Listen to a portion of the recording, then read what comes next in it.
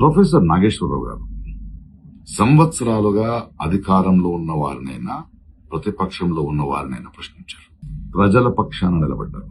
కానీ ఆయన మాట్లాడిన మొత్తం విషయాన్ని పక్కన పెట్టి అందులో ఒక లైన్ మాత్రమే పెట్టుకుని సోషల్ మీడియాలో ట్రోలింగ్, కేసులు, బెదిరింపులు. ఏంటిది? ఇది ప్రజాస్వామ్యమా?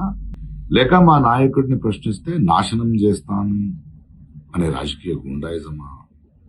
మీకు నిజంగా ఒక్క మాట తప్పనిపిస్తే దానికి ఆధారాలు అడగండి, రాజకీయంగా కౌంటర్ ఇవ్వండి.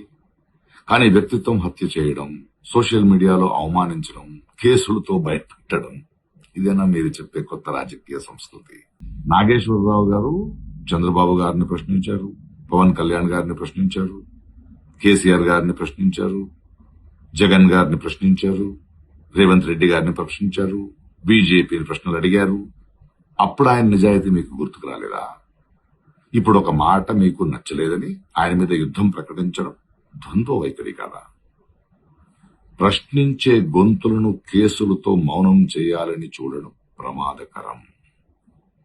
ఈరోజు నాగేశ్వరరావు గారు, రేపెవరో.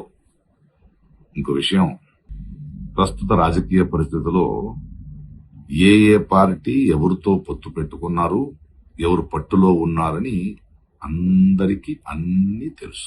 So please stop this nonsense and behave your selfs. Nageswararao గారు, మీ అండగా మేమున్నాం. ప్రొఫెసర్ నాగేశ్వరరావు గారు సంవత్సరాలుగా అధికారంలో ఉన్న వారినైనా ప్రతిపక్షంలో ఉన్న వారినైనా ప్రశ్నించారు. ప్రజల పక్షాన నిలబడ్డారు.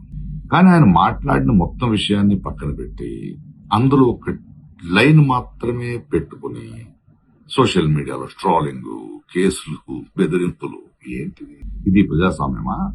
లేక మా నాయకుడిని ప్రశ్నిస్తే నాశనం చేస్తాను అనే రాజకీయ గుండాయిజమా?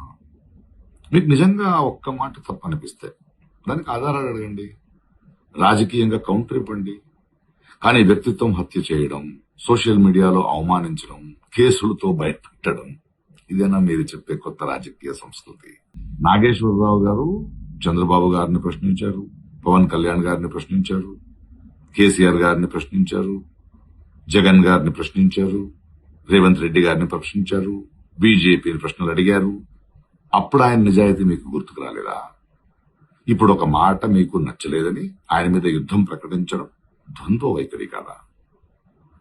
ప్రశ్నించే గొంతులను కేసులతో మౌనం చేయాలని చూడడం ప్రమాదకరం.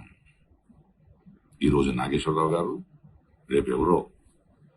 ఇంకో విషయం, ప్రస్తుత రాజకీయ పరిస్థితుల్లో ఏ పార్టీ ఎవరితో పొత్తు పెట్టుకున్నారు, ఎవరు పట్టులో ఉన్నారని అందరికీ అన్నీ తెలుసు. So please stop this nonsense and behave your selfs. Nageswararao గారు, మీ అండగా మేమున్నాం.